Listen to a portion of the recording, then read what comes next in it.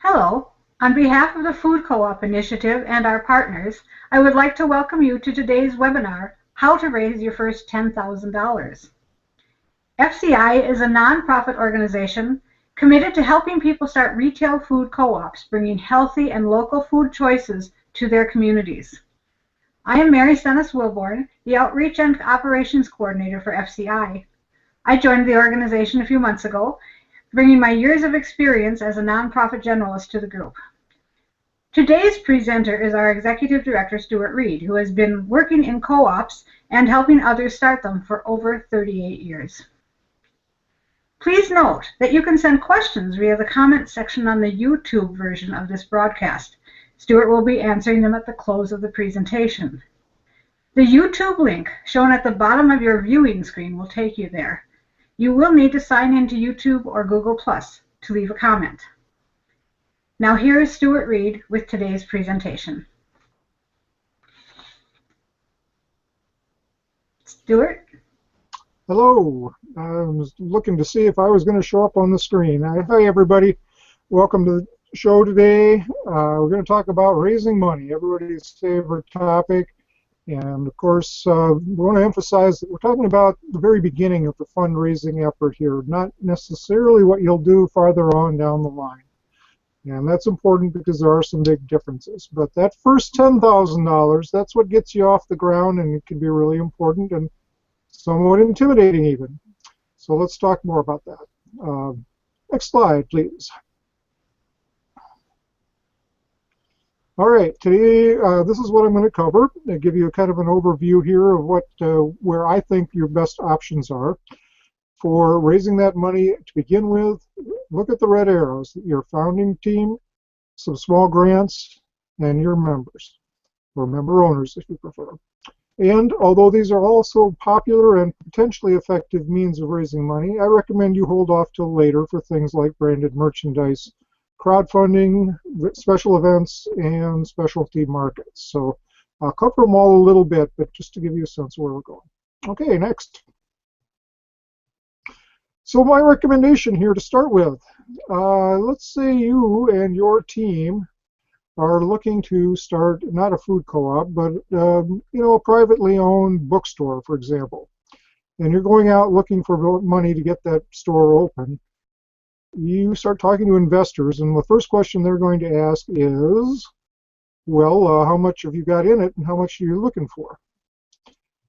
I think that the same thing is really true when you're starting a co-op, that people want to know that the people organizing this effort, the people behind it that are asking them for money, have put their own money into it. So it's a good practice when you're getting started for the founding team to make some commitment. Not everybody has to, and it doesn't have to be any large amount of money, but if you can go out to your community and say that we're all invested, that's a real way to be credible and to build support right off the bat. So put your money where your mouth is isn't a bad slogan for a co-op either. You know, talk about food and seeding your financial garden here. So next up, we're going to talk just a little bit about grants, and it's short and sweet, right? Most grants go to charities. Co-ops are not charities. Therefore, most grants do not go to co-ops. Next. But, of course, like with everything else, there are some exceptions. And when you are getting started, I definitely encourage you to look for these exceptions.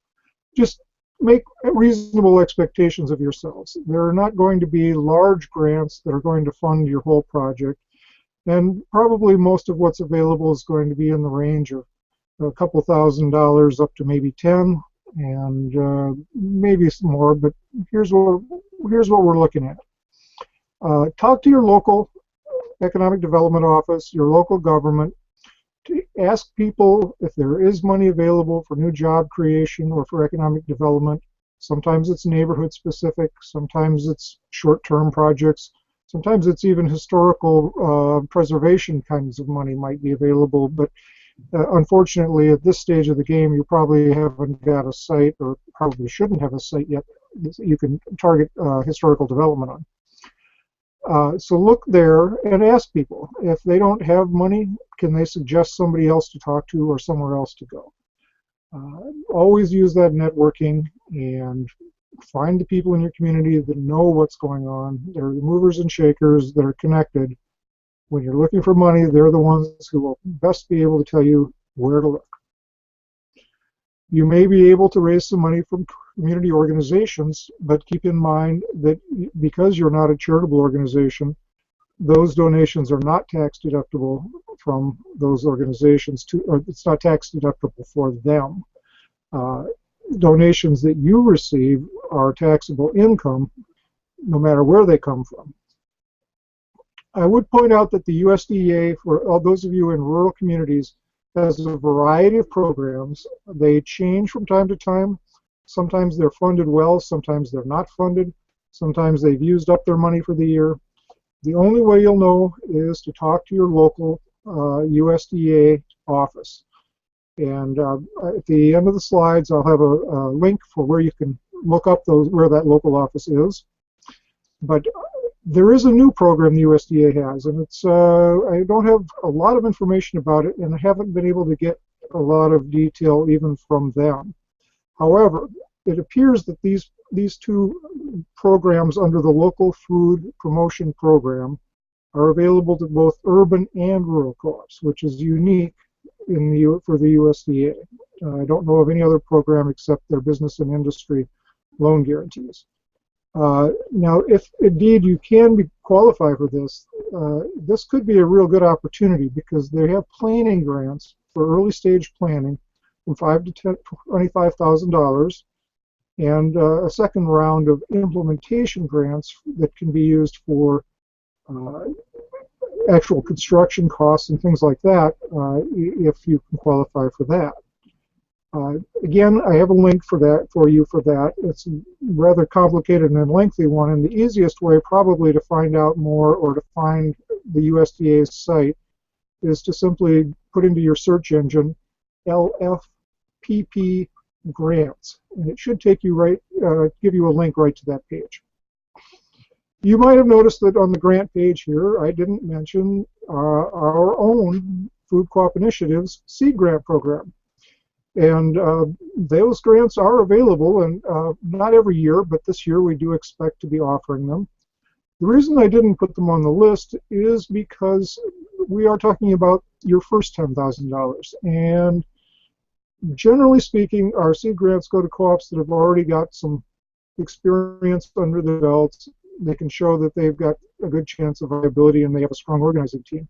So by that point, you're usually already past that first 10,000.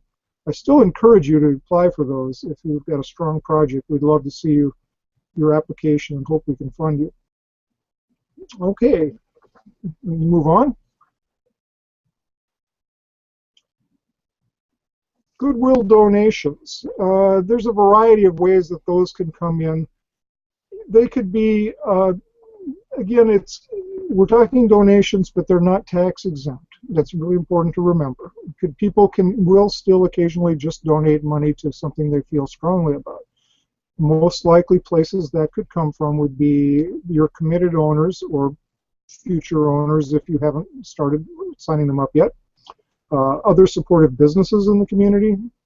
Sometimes the Chamber of Commerce will make a small planning grant. Other organizations in your community that have aligned missions. And keep in mind also that there are other cooperatives in all this community, whether it's a local electrical co-op, credit union, or any number of other kinds. And those are good partners too. They may be able to help you out with either small grants, with some of their access to some of their capacity to provide outreach, help with graphics, you name it. There's all kinds of possible things there.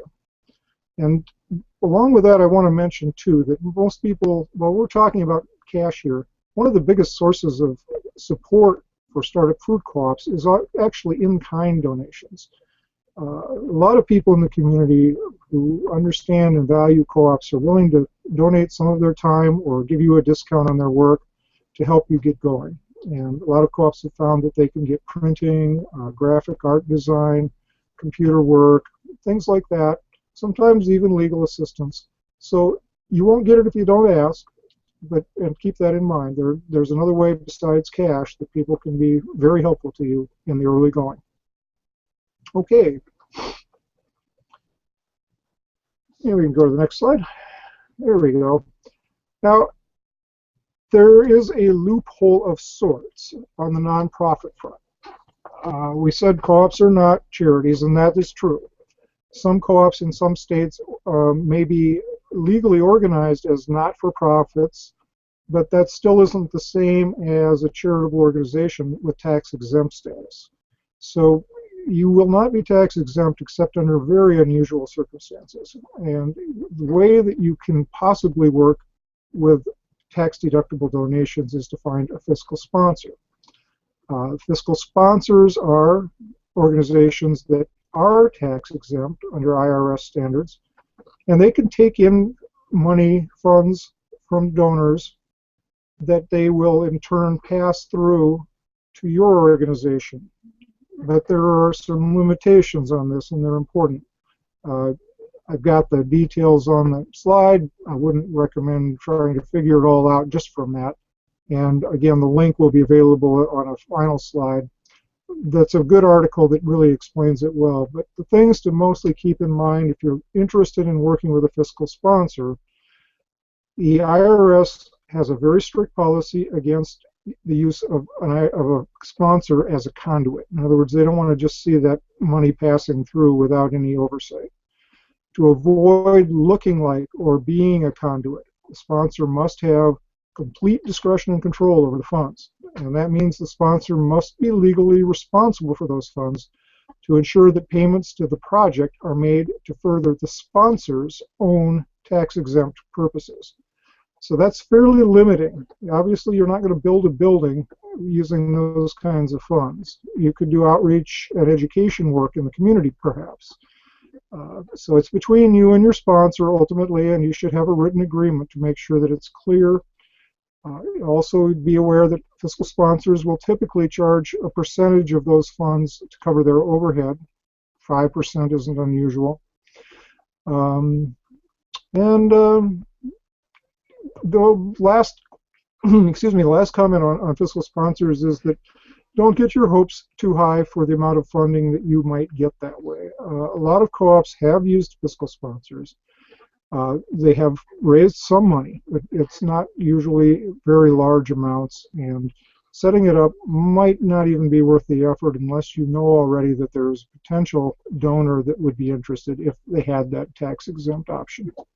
So, options out there, limited. All right, next.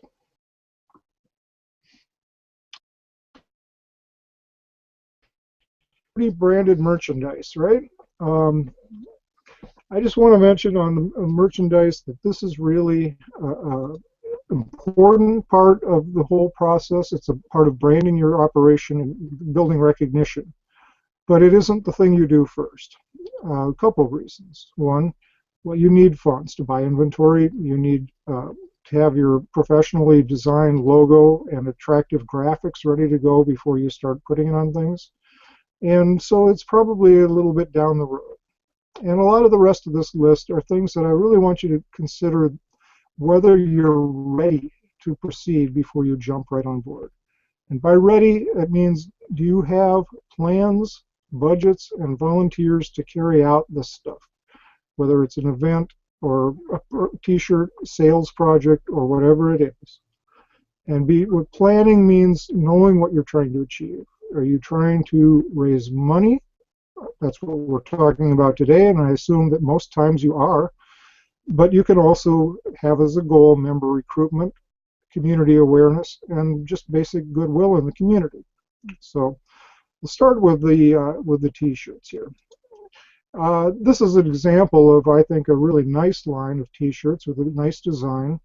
And having a nice design is important because people look at locally grown under the midnight sun. It's catchy, it's got a nice picture. You'd buy that t-shirt just because it's cool. If you've got a t-shirt that has your store logo on it and nothing much else, it may or may not have that much appeal except to people that are buying it strictly to help support you. So merchandising comes into play here when you're selling merchandise. You have to think like you're selling something, not just as a fundraiser. Problem with t-shirts in particular when you're doing branded merchandise is you can even see it in our picture a little bit. There's a lot of sizes, a lot of colors, and that means typically a lot of inventory, which means an investment up front and may take quite a while to recoup that. So think ahead, be careful, maybe limited sizes and colors, but t-shirts are a good way to get your name out in front of the community and build sort of a community rapport, as well as raise a little bit of money if you're lucky. Okay, next. So this is an example of some of the other branded merchandise that co-ops have used. These are all real things, real examples. Everything from keychains to the very popular grocery bag, bumper stickers, coffee mugs, hats, you name it. Just about anything you could possibly imagine can be had with your name and brand on it. So think about what you think can move, but I would recommend, unless you've got somebody that really knows how to do marketing of this kind of product and has time to do it, keep it limited to 1 or 2 items that are going to be most popular. Sometimes people choose branded merchandise also to use as a reward for joining the co-op. As you know, here's your co-op mug to thank you for joining today, and something to remember us by and show off to your friends. T-shirts, mugs, something with a logo on it, bags, all have been used that way as well as for sale. Okay, next.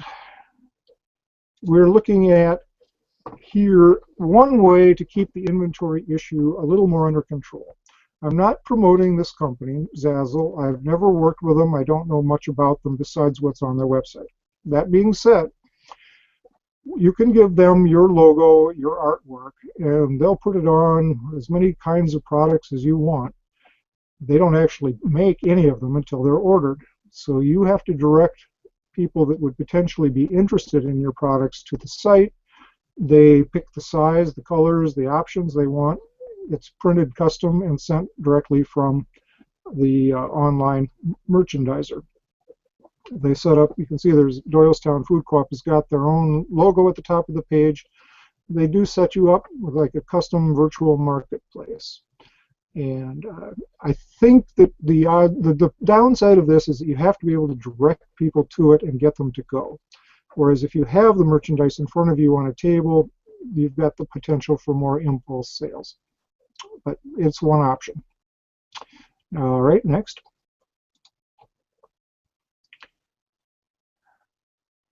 Well, okay. The ever popular and increasingly popular crowdfunding option.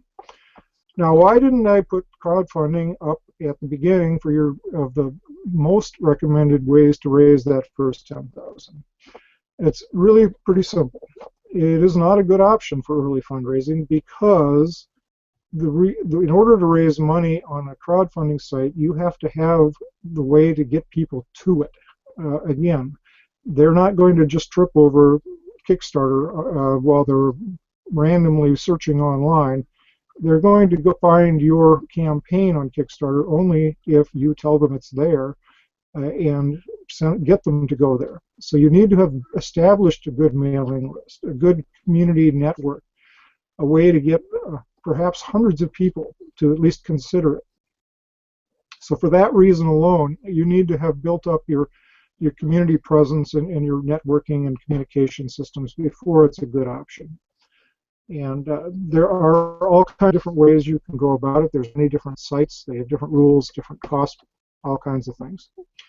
And also consider, before you put too much commitment into something like crowdfunding, you're basically asking for outright donations here. And why are you, at this point, you're past that early stage. You're into the stage where you're building membership and member equity. And do you want to confuse people by thinking you're needing donations to start a for-profit business, one that is supposed to be supported by the people that use it? Just a thought. But it can raise some money. Second Kitchen did a really nice campaign, and I've got them up here first for that reason.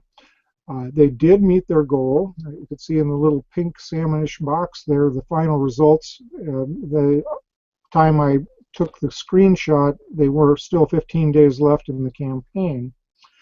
And where I drew the circle back in the back there on the building, you'll see there's another 15 there. And this is a really great example of how they're promoting their Kickstarter campaign. They've got the number of days left right there on their storefront space, whether that was their office at the time or their future storefront, I'm not quite sure, and are updating it there, and clearly they're making it known in the community that they're busy with this project. They had a nice video, a well thought out and well-spoken appeal in that video for why they needed funding. They have, like most of these sites, offer rewards for donors at different levels. They get something back as a thank you. They thought that out and had some nice things. So that's what you need to do. They put it together thoughtfully and plan it out well.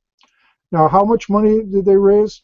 $26,000 at that point. They ended up with just over 37. That's actually one of the more successful ones I've seen. How does that break down? Well, I don't know what the final number of donors was. They already had 117 with 15 days left. They had the highest amounts they got in were $2,500 from 2 people. They had 30 people that donated between 75 and 150.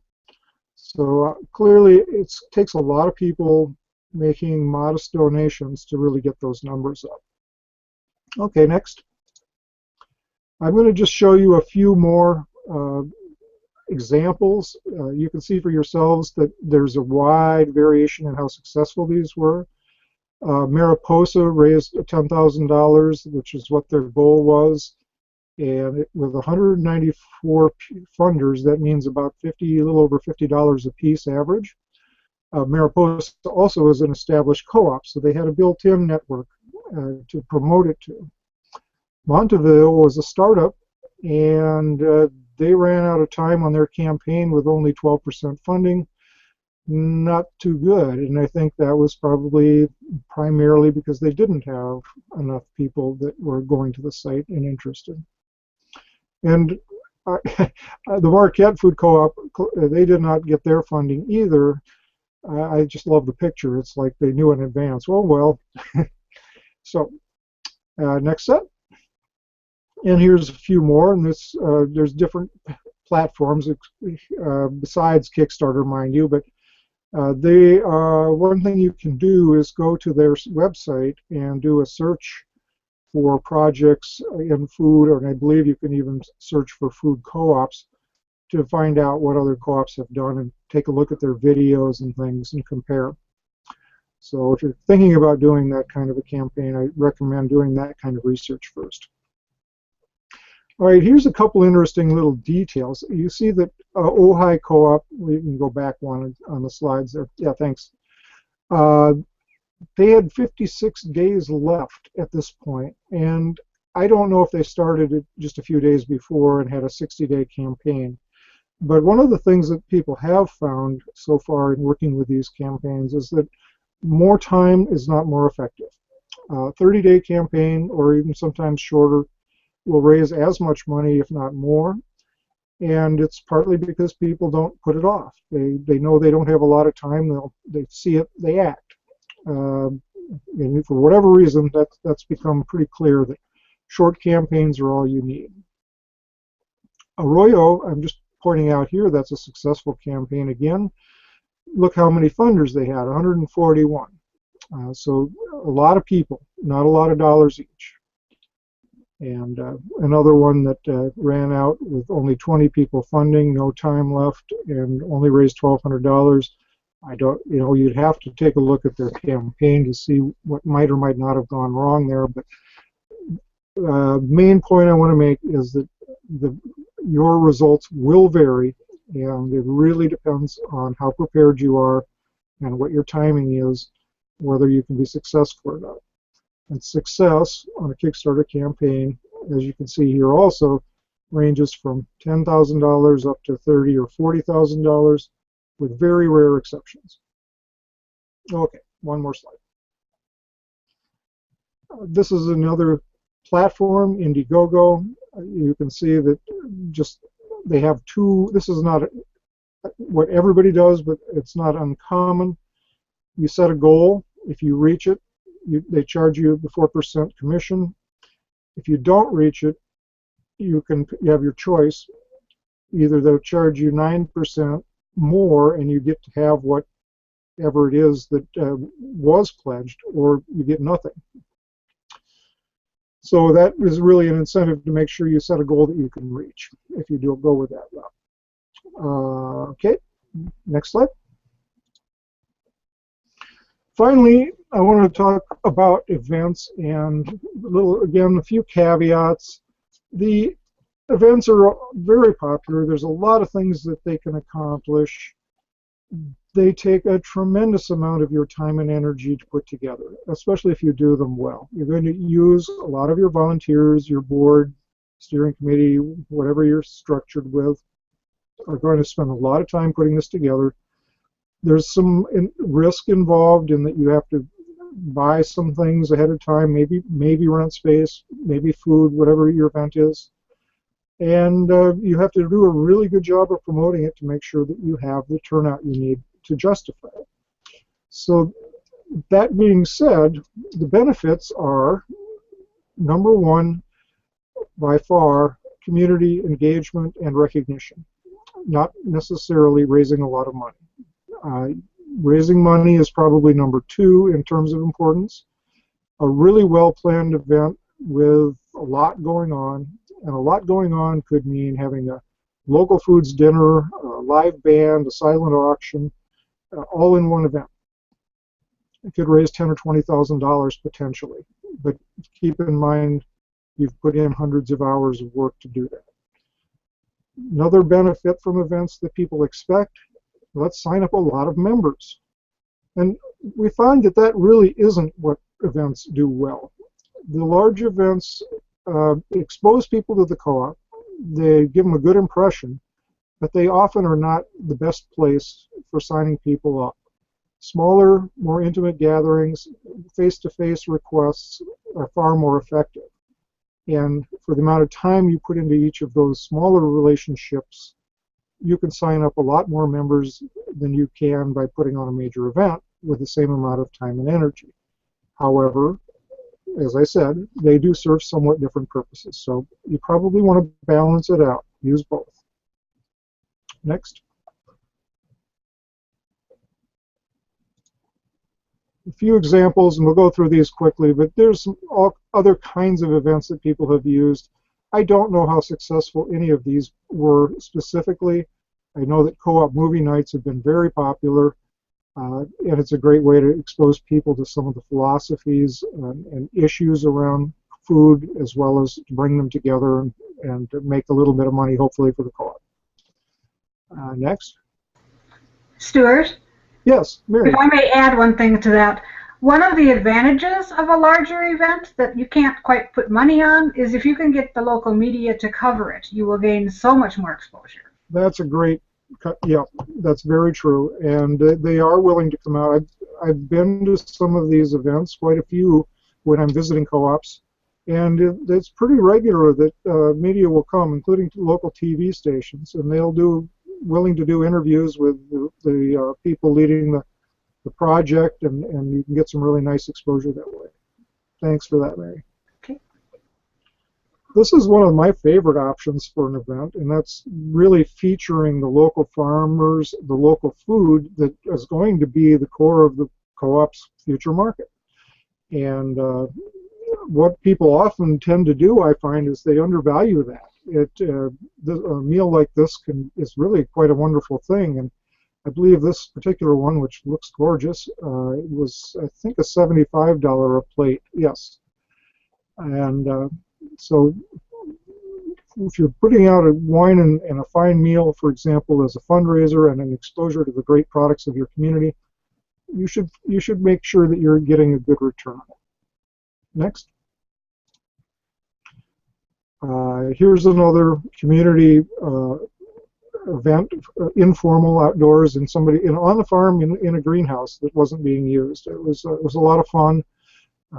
This one was done fairly inexpensively with some catered food, and they had a great time, and I think there was press at this one too. This happens to be for the Wasatch Co-op in Salt Lake City, in case you're interested. Lovettsville, they were featured earlier, but they had this unique opportunity, and always look for those. But two of the members of their board and founding team, which are pictured here in front of the gathering, own a farm with a renovated barn that they use for special events. So they were able to host a dinner event, dancing, music, I think it was all of the above, right there on their own property. And I'm sure that was a very beautiful setting as well. Okay, next. Farmers markets are also popular, and again, a great tie-in to the local producers, the local food that you're promoting anyway. It's a natural. People go to farmers markets to sell shares. They go sometimes to sell product. Some farmers markets won't let you sell a membership share. They only allow people to sell product. There's a variety. You have to check it out. Is it worth it? This is another one where, yes, you get great exposure. If you are selling some product, you can make a little money. The KCFC, which is the Kensington Community Food Co-op in the Philadelphia area, sells some packaged dried beans and things at their stand. I'm not quite sure what Worth Community Co-op, that's a Minneapolis neighborhood, was selling besides T-shirts, but they had a presence at their market. And typically, if you can sign members up, you'll get a few that way, but not a lot. A lot of the same people come every week to markets like this. You may sell a little product, make a little money. I've found that for the most part, people don't feel like they're getting as much out of it as the amount of time, energy, and effort that they put in.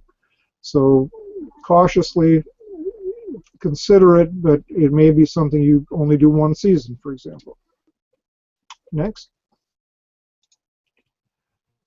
And here's just a few very informal kinds of tabling events and gatherings. You can see the donation jar on the table here. That's Bismarck, Mandan, North Dakota Co-op, and I think it's Arroyo Food Co-op in California on the bottom, doing community outreach as much as anything.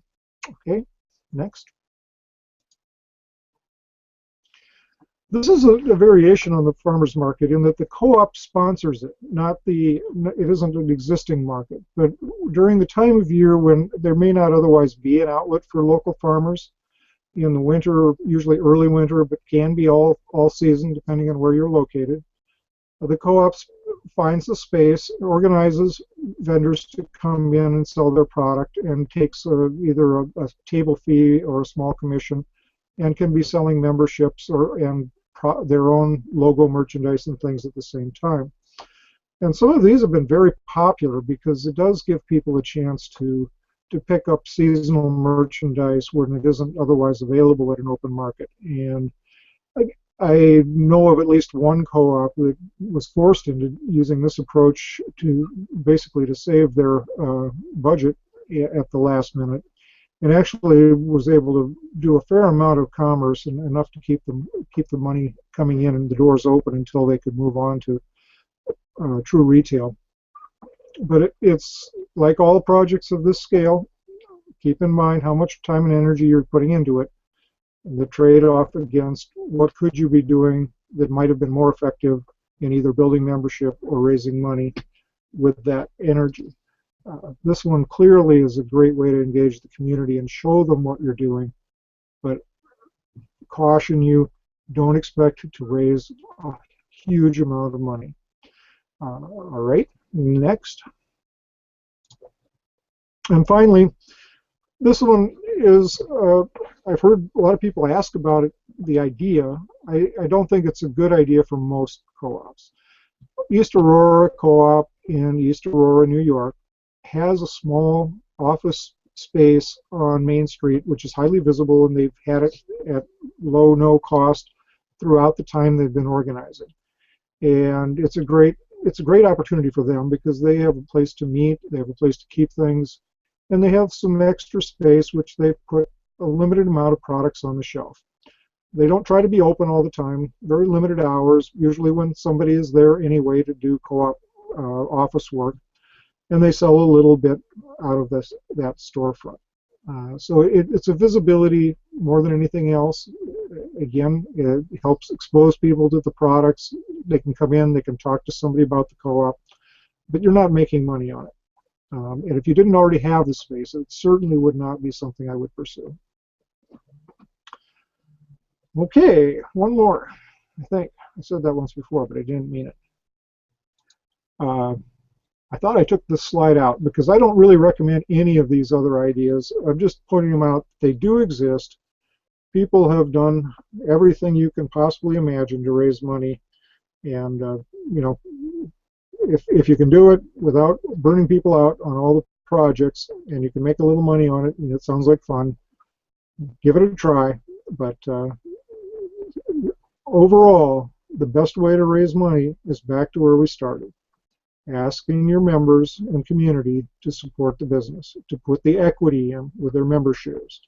And that is the core support for the co-op in the long run, and getting that started early on, that expectation that we are the people that are making this co-op happen. It won't happen without our investment, without our commitment. That's the right message. Okay, one more. One more. There it is. Okay, fine print, and because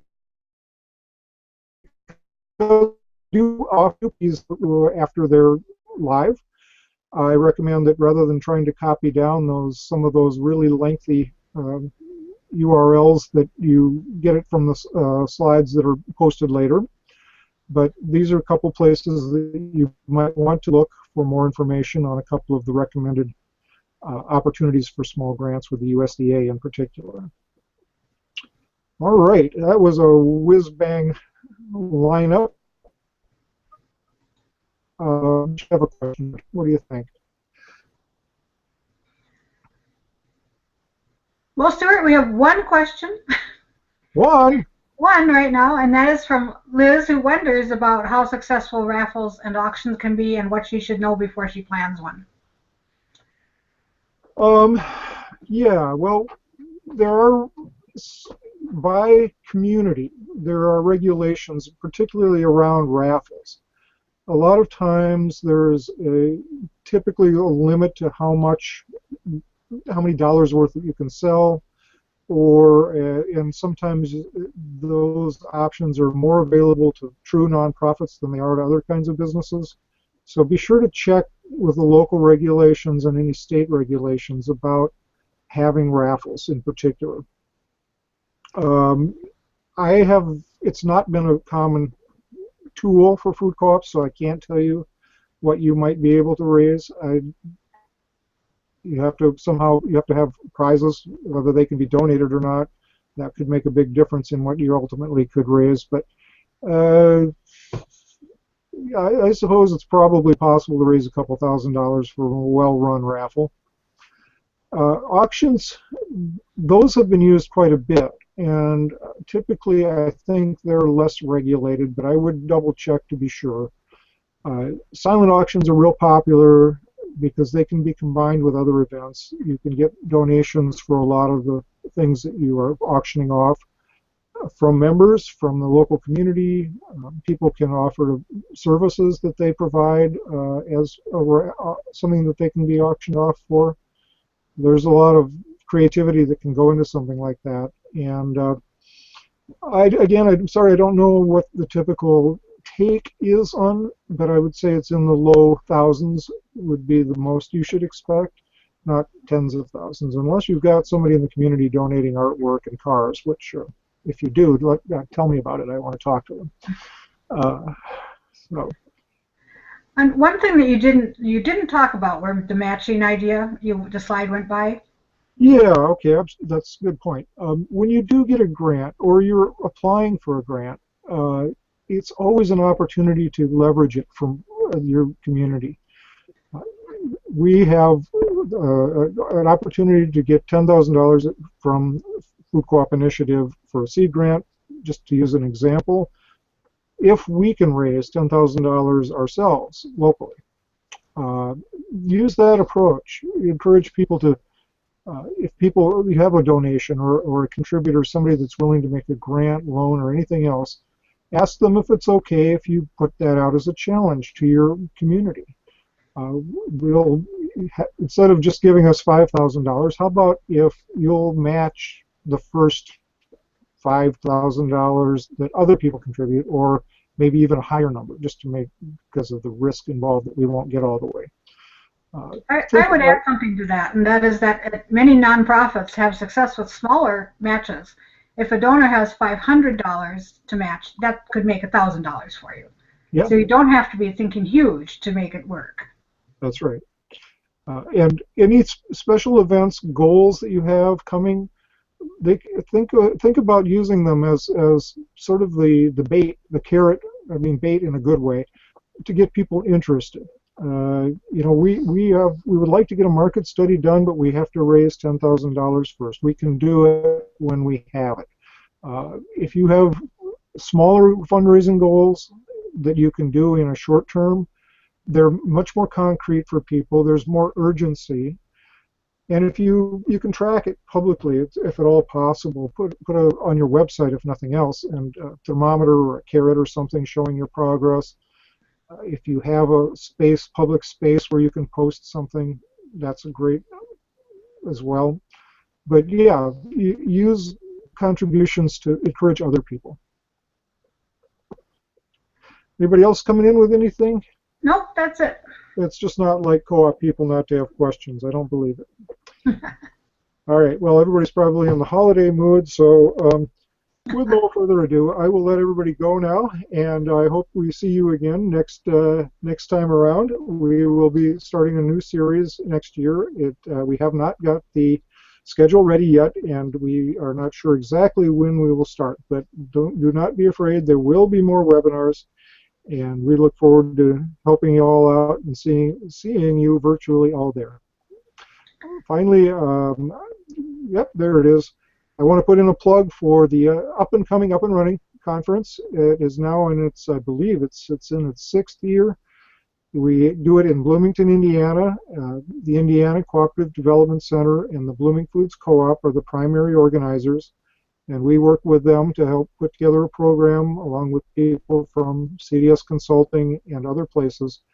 2 days of intensive and really rewarding networking, training, and seeing co-ops firsthand, the local Bloomington co-ops. I highly recommend it for everybody that's organizing co-ops.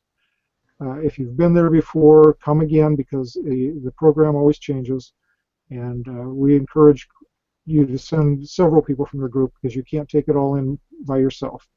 So, actually, it is a 2-day program. It's Friday and Saturday. Yep. And then there is a preview day that includes tours of local places. Right. Although you can certainly, if you can't be there that preview day, we have a chance to visit co-op, at least one of the Bloomington co-ops, because it's nearby the site. So it's always fun. Hope to see you there. And if you have any questions about it, you can go to the website or feel free to contact us, and we'll help you out if we can. Okay, well, that's about it. Stay in touch. Check out our website if you're looking for more information, or contact us at info@fci.coop, and we'll get back to you as quick as we can. And Happy holidays, everybody. We will have the slides up on our website on the webinar archives. There you go. And thanks again, and thanks to Joel Brock behind the scenes, who makes the technical world work for us. Thank you, Joel.